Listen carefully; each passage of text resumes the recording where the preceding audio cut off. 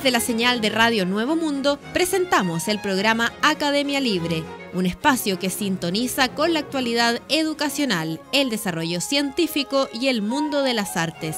Aquí la Universidad Pública pone sus micrófonos al aire. Con ustedes, David Evia.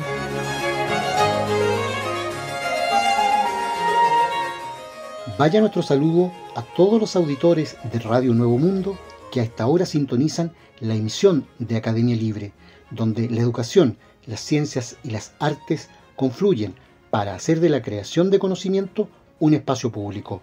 Me acompañan Francisca Baitía y Cristian Castro. Conversamos sobre educación en Academia Libre. La UNESCO, junto al Ministerio de Educación, lanzó el proyecto Fortaleciendo las competencias digitales de docentes, iniciativa que impactará el desempeño de los profesionales de la educación en el sistema escolar. Este trabajo conjunto se traducirá en una nueva propuesta de marco de competencias digitales docentes para el país y en oportunidades formativas adaptadas a las necesidades del profesorado. El plan se enmarca en los esfuerzos de la UNESCO para congregar a sus Estados miembros, al mundo privado, académico y a la sociedad civil con el fin de trabajar para forjar un nuevo contrato social para la educación que ayude a construir un futuro pacífico, justo y sostenible para todos. Para ello, la empresa transnacional china Huawei pondrá a disposición de este proyecto su conocimiento y experiencia de más de 30 años en áreas como 5G, inteligencia artificial o Internet de las cosas. Al respecto, Claudia Uribe, directora de la Oficina Regional de Educación para América Latina y el Caribe, señaló: el influjo de las tecnologías digitales está transformando profundamente todos los aspectos de la vida en sociedad, afectando a todos los sectores productivos, al mercado del trabajo y también a la educación. Por ello, el fortalecimiento y actualización de las competencias digitales de los docentes es urgente y fundamental. El proyecto piloto se estima que beneficiará inicialmente a más de 1.000 docentes. Contempla la creación de herramientas de diagnóstico de competencias digitales y un instrumento que permitirá identificar las brechas en el personal docente. La iniciativa también incluye una plataforma con rutas de aprendizaje personalizadas en línea. Alejandra Arratia, subsecretaria de Educación del Ministerio de Educación de Chile, destacó que la pandemia nos relevó aún más las oportunidades, las limitaciones y los desafíos pendientes que tenemos como país para poder alcanzar los beneficios que las tecnologías ofrecen de forma equitativa. Por eso, dentro del plan de reactivación educativa, hemos planteado la estrategia de transformación digital, en la que se enmarca esta importante colaboración que busca ofrecer herramientas concretas a las comunidades educativas para enfrentar los desafíos de un mundo cada vez más digitalizado. La plataforma digital de este proyecto también incluirá un repositorio de acciones de formación en competencias digitales para docentes. Contará con un sistema de identificación, clasificación y ordenamiento de cursos y módulos formativos ya existentes, además de la producción de nuevas ofertas formativas diseñadas bajo estándares de calidad definidos y relacionados con el marco de competencias digitales. Para Huawei Technologies, según declara la empresa, es una prioridad poder trabajar con los ministerios de educación de la región y la UNESCO en este tipo de iniciativas. Así al menos lo subrayó Marcelo Pino, vicepresidente de Asuntos Corporativos de Huawei Latam y Caribe. Esta alianza, señala, busca reforzar y en otros casos construir competencias tecnológicas de profesores chilenos desde la educación preescolar hasta la secundaria, para que sean capaces de aprovechar al máximo las alternativas digitales en su enseñanza. La iniciativa contempla también establecer un consejo técnico asesor, que será un espacio de diálogo con expertos, autoridades educativas, académicos, representantes de la sociedad civil y docentes que contribuirán a orientar técnicamente el desarrollo de las distintas acciones contempladas en el proyecto para que se constituya en un caso de éxito con potencial de ser replicado en otros países de la región. Vamos a ver hasta dónde realmente esta inteligencia artificial realmente tienen los profesores como beneficiarios, como se señala desde la transnacional y desde la UNESCO, o bien esta modalidad de enseñanza a los maestros no es sino una manera más, al igual que ha ocurrido entre los artistas plásticos, de acelerar desde esa tecnología los procesos de sustitución de mano de obra. Un asunto bastante complejo al que nos hemos referido en el último tiempo en Academia Libre. Todavía en el plano de la educación, en otro frente, con un amplio desarrollo de diversas temáticas que rodean a la educación pública y la realización de 2 paneles para preguntas, en los cuales los asistentes pudieron resolver las principales dudas sobre el nuevo sistema, se llevó a cabo el Simposio de Educación Pública en Chile, espacio de conversación y debate que tuvo lugar con la colaboración de la Facultad de Pedagogía de la Universidad de Magallanes, la Seremi de Educación y Servicio Local de Educación Pública de Magallanes también. La actividad, que contó con interesantes exposiciones que abarcaron desde instalación del nuevo servicio de la región, la normativa que rige la educación pública y la ley 21.040, pasando por el trabajo que realiza la Dirección de Educación Pública, órgano rector del sistema en Magallanes, se discutió ampliamente los detalles de la nueva educación pública. El debate también continuó con el proceso de participación ciudadana que caracteriza este nuevo sistema, con la incorporación del comité directivo local y sus funciones para avanzar hasta un análisis de los nudos críticos del nuevo sistema que ya cuentan con servicio educativo traspasado. Junto a este análisis se sumó la entrega del estudio realizado por el Ministerio de Educación respecto de las brechas en los aprendizajes, entregado por el Seremi de Educación, ponencias que contaron con la asistencia de representantes de gremios de la educación, sostenedores, directores y equipos técnicos de establecimientos educacionales de toda la región. El simposio permitió exponer los diversos puntos de vista en torno al fortalecimiento de la educación pública, lo que ha sido una constante preocupación para el gobierno del presidente Gabriel Boric y particularmente para el ministro de Educación, Marco Antonio Ávila, quien ha abordado la puesta en marcha de los servicios locales de educación pública, apoyando el proceso como una política pública de alta relevancia que ha requerido de un robustecimiento de las políticas existentes y de la generación de nuevas acciones que permitan potenciar un sistema educacional de calidad e inclusivo.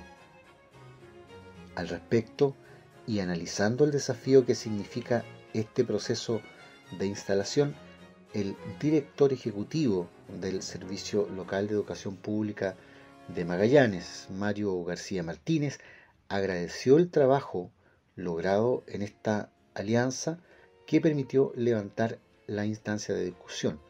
Es sin duda un desafío enorme instalar una nueva educación en la región, pero para ello estamos trabajando cercana y directamente con las comunidades educativas que están muy expectantes frente a este traspaso y de esta nueva forma de entregar la educación pública.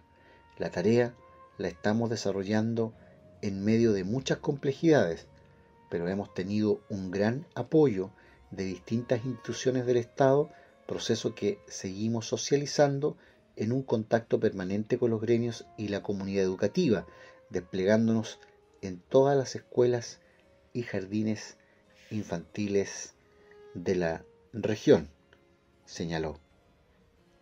Y cerramos este bloque noticioso sobre educación comentando que la semana anterior tuvo lugar la apertura del año lectivo 2023 de Academia Libre.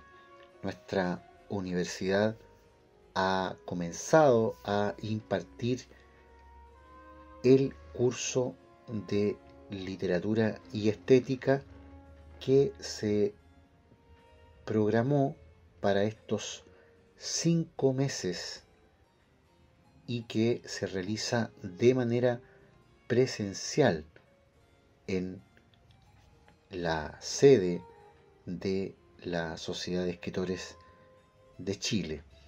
Este programa, que ha tenido una muy interesante convocatoria, se proyecta durante este año incorporando en los contenidos de literatura y estética diversas dimensiones relativas al ámbito cinematográfico.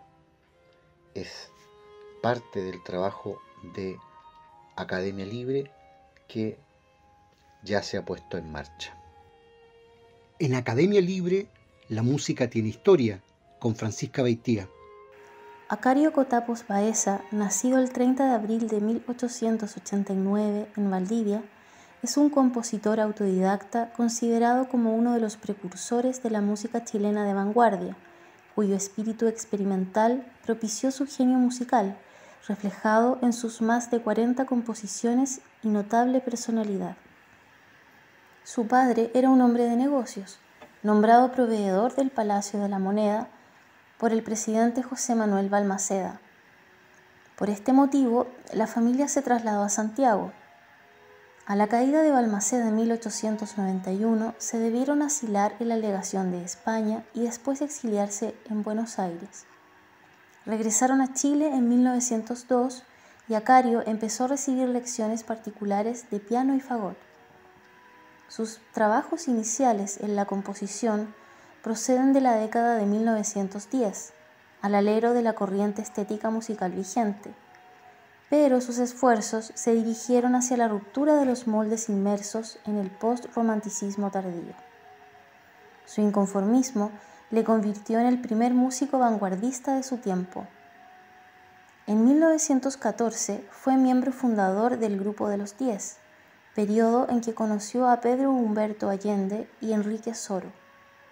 En estos años asistió a tertulias musicales en casa de los hermanos García Guerrero y José Miguel Besoaín, y a aquellas en casa de Luis Arrieta Cañas, transformada esta última en uno de los primeros espacios públicos para la música de cámara chilena. Allí descubrió la música de compositores rusos, austrogermanos y franceses.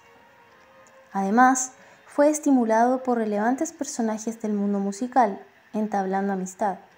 Alfonso Lenk le dio consejos técnicos para desarrollar sus principios y bases composicionales, y a su vez, Alberto García Guerrero y Carlos Lavín le impulsaron hacia el conocimiento de la música de vanguardia de la época. En la búsqueda de lo nuevo, residió durante varios años fuera del país.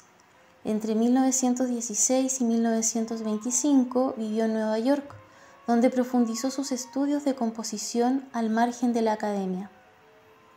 Conoció a Edgar Varèse, Arthur Honegger y Eric Kleiber, entre otros. Produjo una trilogía. La primera parte fue El advenimiento de Dionisio para orquesta sinfónica, la cual quedó en borrador. La segunda parte se tituló Sonata Dionisiaca, que renombró en 1924 como Sonata Fantasía para piano, y la tercera parte, terminada en 1925, se tituló Cuarteto Dionisio para cuerdas. En 1922 compuso Felipe el Árabe, un aria para barítono y conjunto de cámara, cuya música proviene de una obra dramática inspirada en una narración de Maurice Farès que transcurre en la Córdoba musulmana. De esta obra conforma Preludios para orquesta de cámara, estrenados en el Eolian Hall de Nueva York en 1925, dos de los cuales formaron parte de 4 preludios sinfónicos y de la versión final titulada 3 movimientos sinfónicos, estrenada en Chile hacia 1942 y dirigida por Eric Kleiber, en que el Valle de Guadalquivir se convirtió en Valles Profundos y la tienda en Soledad del Hombre. Escuchamos a continuación Valles Profundos, de la obra 3 movimientos sinfónicos de Acario Cotapos, interpretado por la Orquesta de Dinamarca.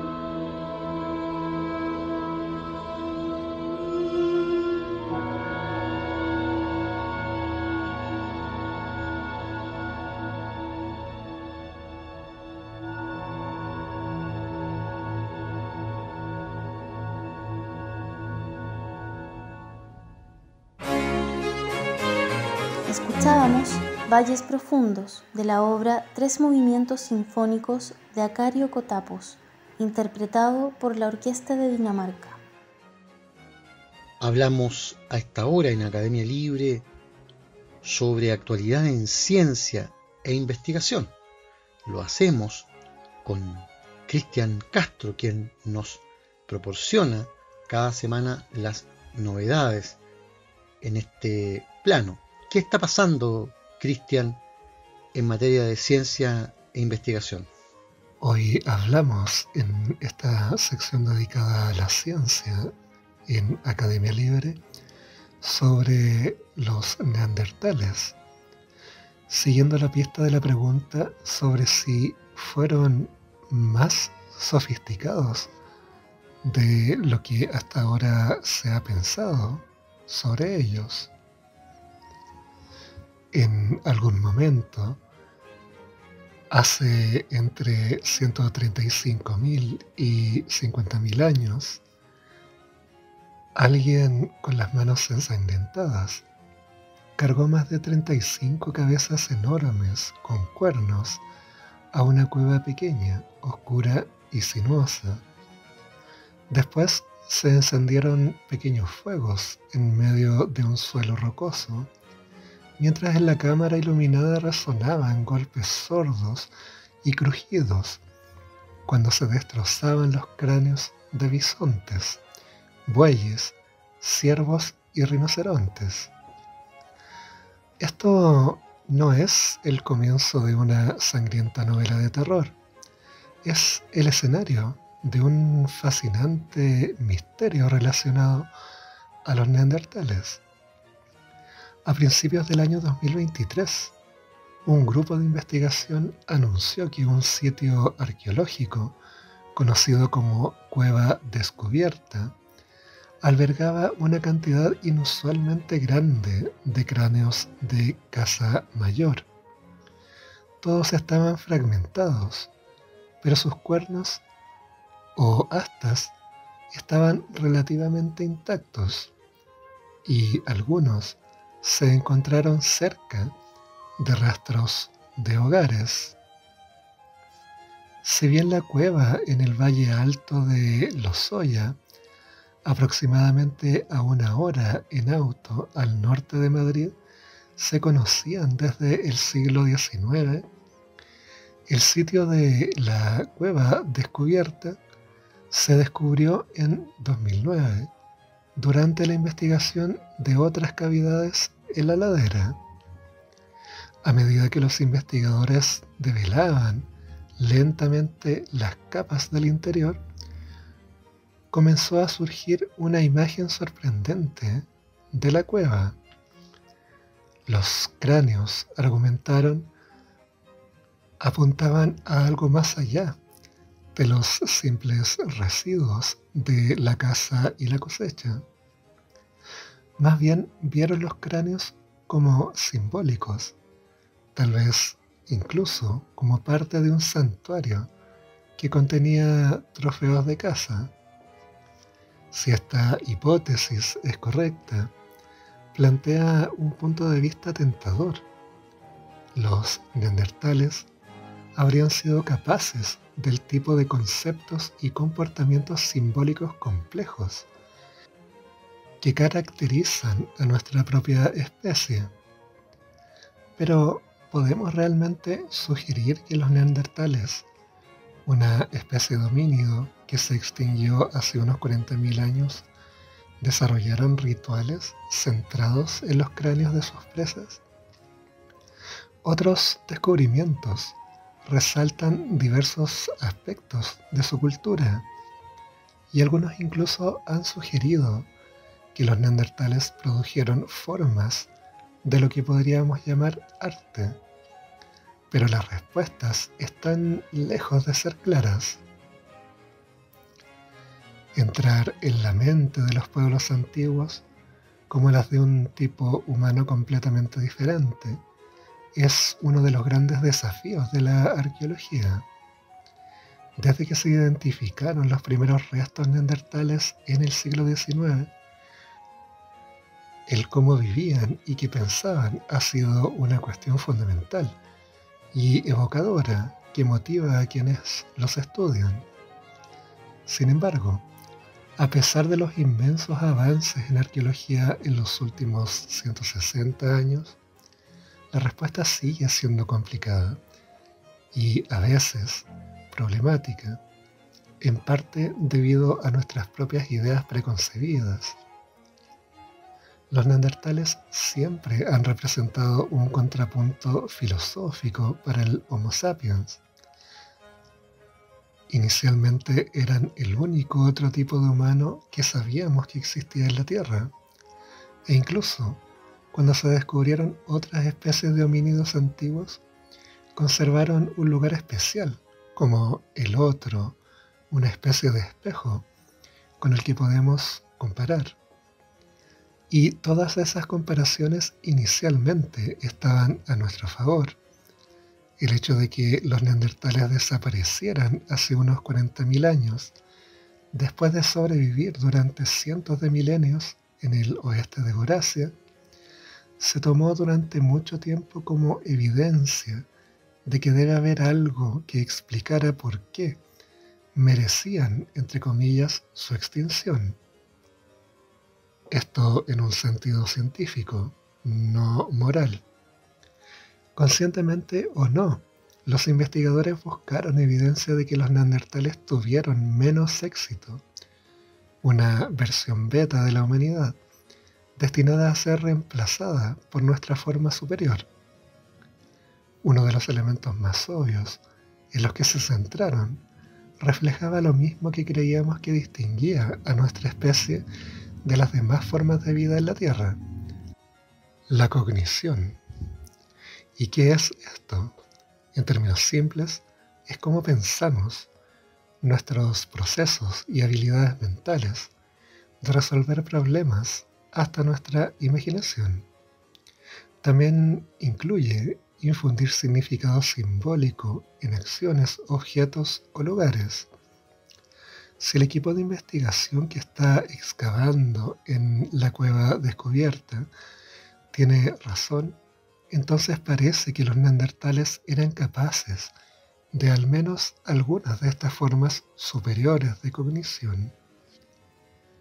Por supuesto, no podemos hacer observación de campo para salir de esas dudas, pero lo que sí tenemos, sin embargo, es la ciencia moderna, la arqueología del siglo XXI, para ayudarnos a reconstruir, tanto como sea posible, la vida de los neandertales. Para empezar con lo básico, ellos son uno de nuestros parientes más cercanos conocidos, y la última vez que compartimos un ancestro común fue hace entre 550.000 y 800.000 años, lo cual es muy reciente en términos evolutivos. Solo sobre esta base deberíamos esperar que los neandertales sean muy similares a nosotros en muchos aspectos, incluida su capacidad intelectual. Sus cráneos apuntan a volúmenes cerebrales al menos tan grandes como los nuestros, pero hay más en la mente que el tamaño del cerebro. Aunque grandes, los cerebros de los neandertales aparentemente eran un poco diferentes. Su forma general, deducida de la forma interna de sus cráneos, era diferente. Esto podría, por lo tanto, significar una función cerebral potencialmente variada, debido a cómo las diferentes regiones del cerebro parecen estar vinculadas a funciones particulares, como el pensamiento analítico o la memoria. También podemos encontrar pistas a nivel genético. Por ejemplo, investigaciones recientes han encontrado que pequeños cambios en dos genes involucrados en el desarrollo neurológico tienen impactos marcados en el cerebro. Uno llamado NOVA1 afecta el crecimiento de las neuronas y su actividad eléctrica, mientras que otro, TKTL1, parece aumentar significativamente la cantidad de neuronas y cuántos pliegues tiene el cerebro. Los neandertales portaban versiones ligeramente diferentes de estos genes. Cuando los investigadores insertaron un gen Neandertal NOVA1 en células madres humanas para desarrollar los llamados minicerebros, que en realidad son grupos de células diferenciadas, descubrieron que conducía a un crecimiento neuronal alterado y a diferencias en conexiones entre ellas en comparación con nuestra propia especie.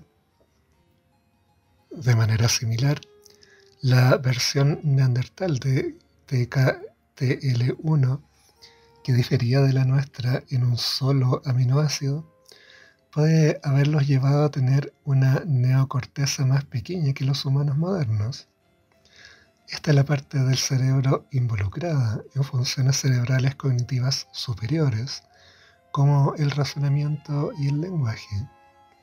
Sin embargo, algunos investigadores han sugerido que millones de humanos modernos también pueden portar la versión neandertal de este gen, lo que genera más preguntas sobre cuán diferentes eran realmente los cerebros de estos parientes extintos. Los huesos y el ADN son solo una forma de explorar cómo eran realmente las mentes de los neandertales.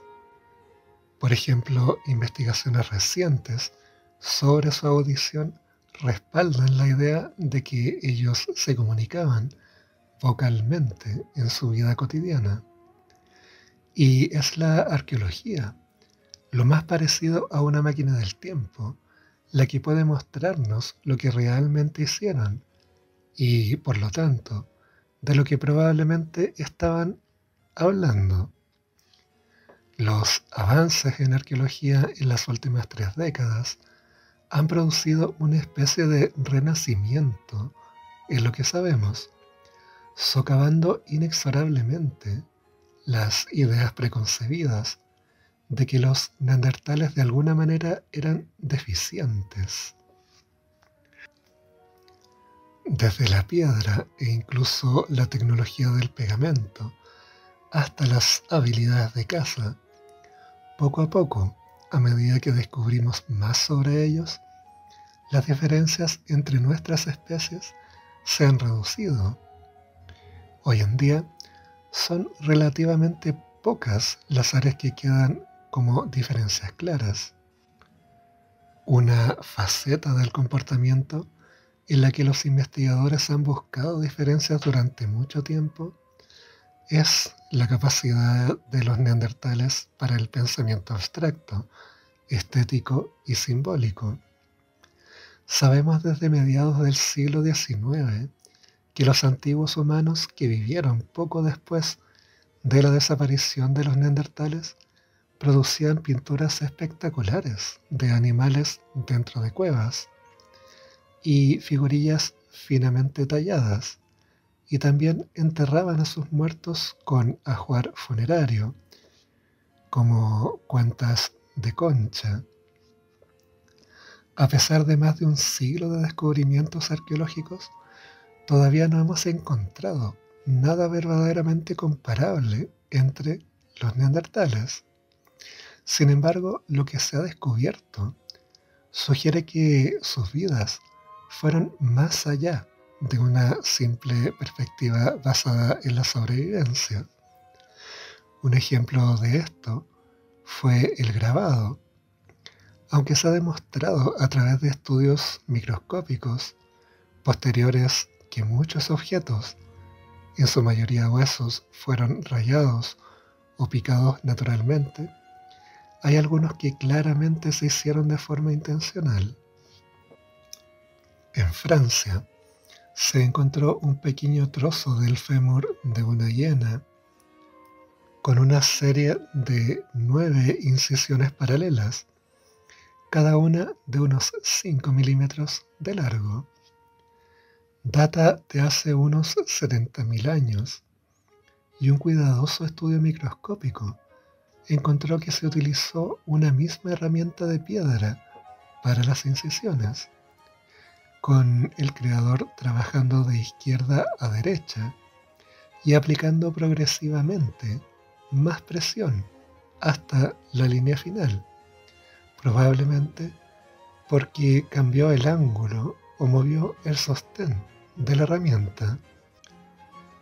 En la base de 2 de las líneas se grabaron más series de marcas diminutas, probablemente también con la misma herramienta.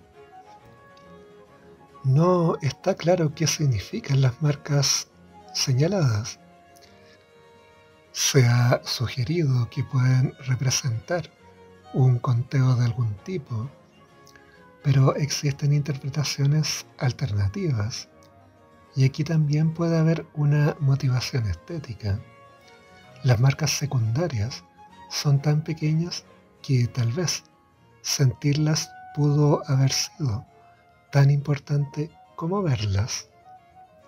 Hasta ahora, el grabado gráfico más complejo encontrado en un contexto neandertal proviene de un sitio alemán llamado Cueva del Unicornio. En este caso, el hueso data de unos 51.000 años y procede de la pezuña de un megaloceros, una especie de ciervo gigante.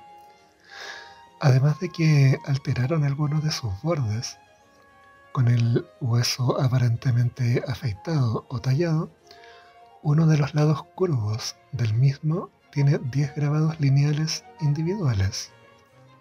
4 de estos corren a lo largo de la base en paralelo y tienen un ángulo diagonal, pero los otros 6 son más complejos, con 2 conjuntos de 3 que se cruzan entre sí, con un ángulo de entre 92 y 100 grados. En efecto, es un patrón en forma de V repetitivo, y aunque una vez más es posible evaluar cualquier significado preciso, parece menos probable que la pieza de este hallazgo sea un simple marcador de conteo.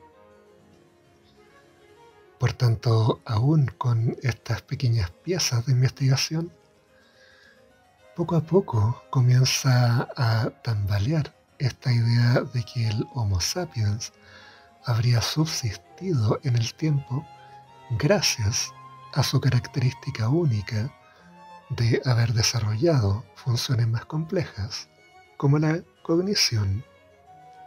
Muchas gracias, Cristian, por ese reporte que nos deja al día en ciencia e investigación. Vamos a la música con Francisca Beitía.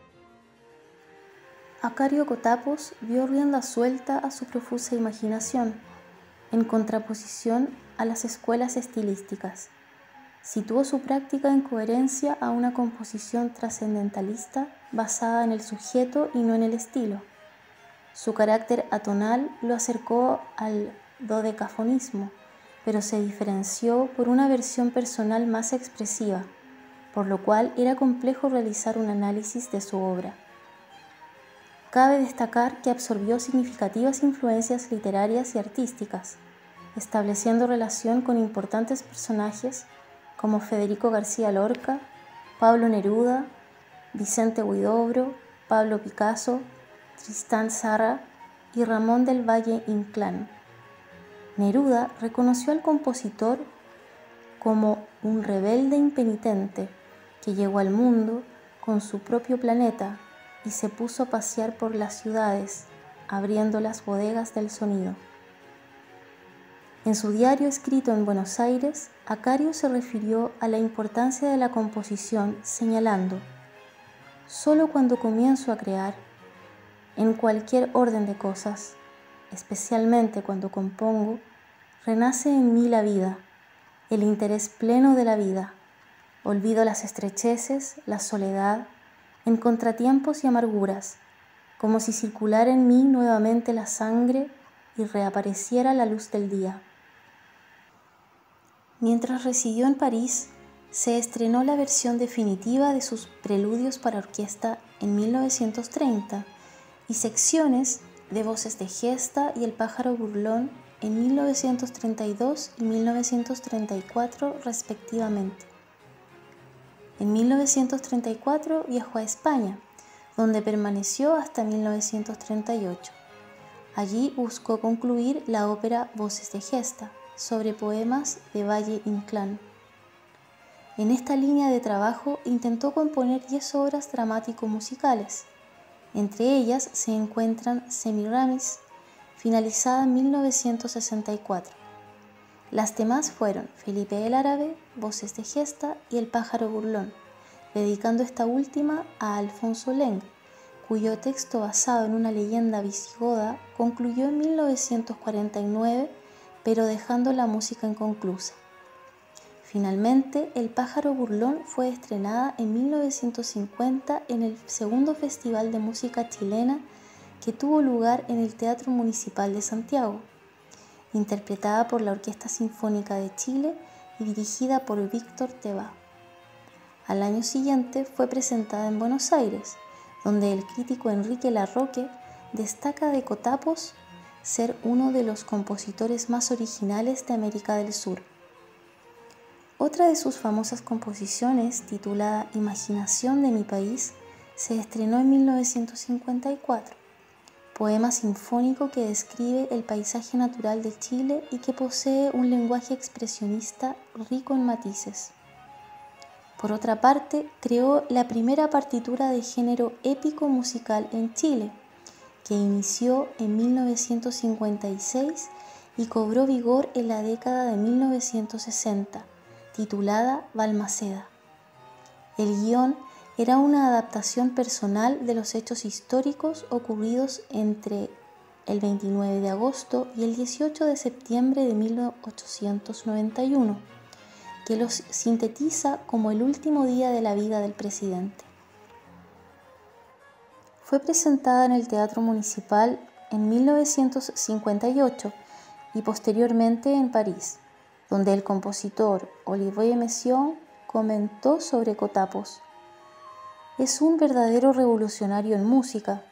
No solamente su lenguaje es nuevo, sino que hasta las imágenes que sugiere y su contenido emocional provienen de un mundo interior diferente. Acario Kotapos comprendía su arte como un reflejo idéntico de su propia subjetividad, lo que explica su inconformidad, varios proyectos inconclusos y constantes correcciones de sus obras.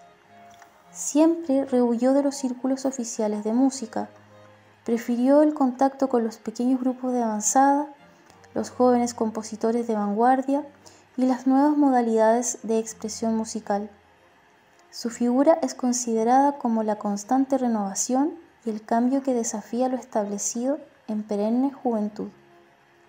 Recibió el Premio Nacional de Arte en 1960.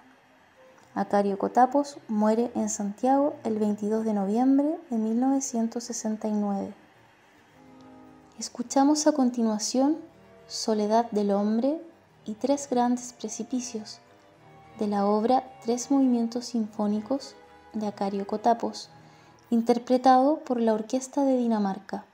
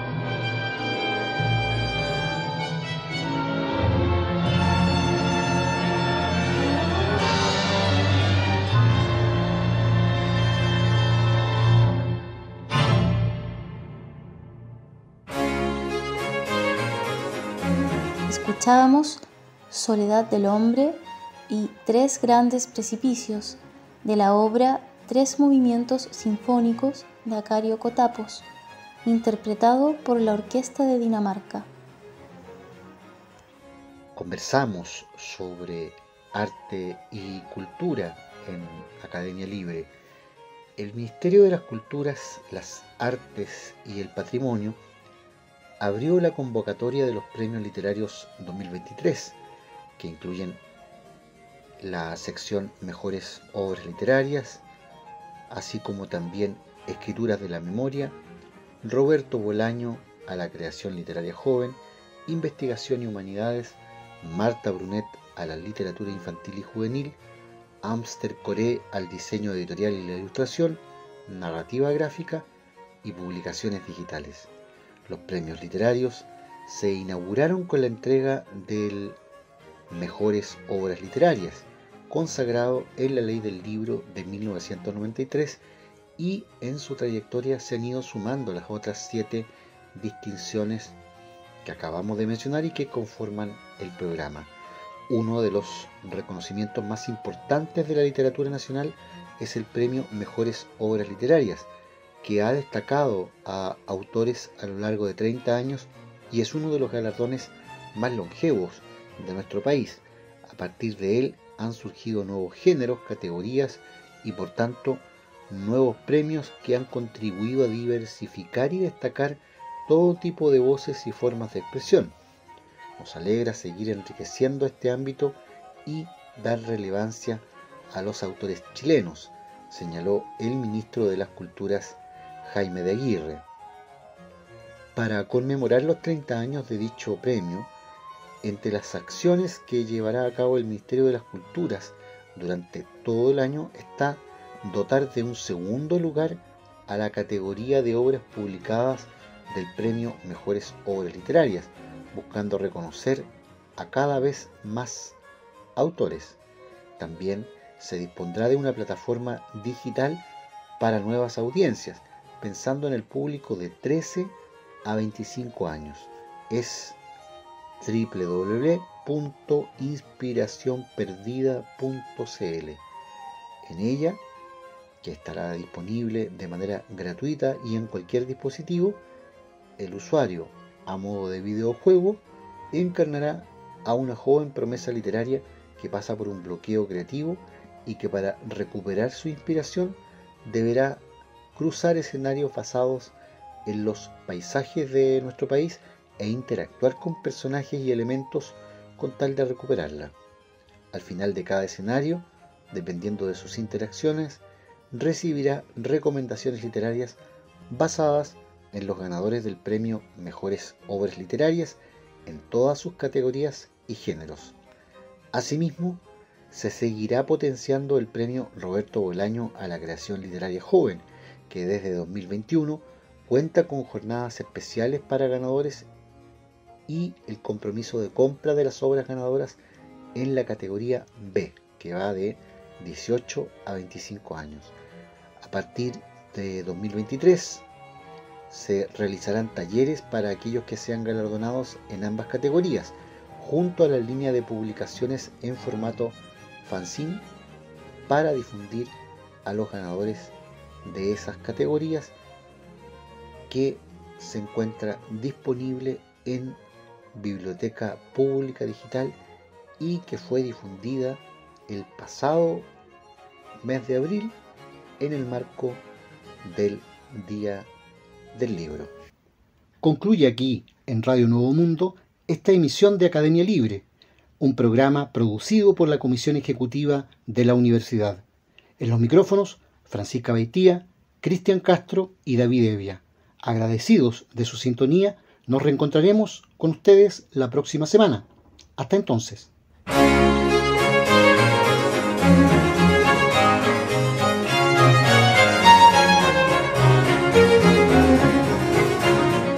Concluye aquí este capítulo de Academia Libre, un programa que aporta miradas críticas a la construcción de la sociedad.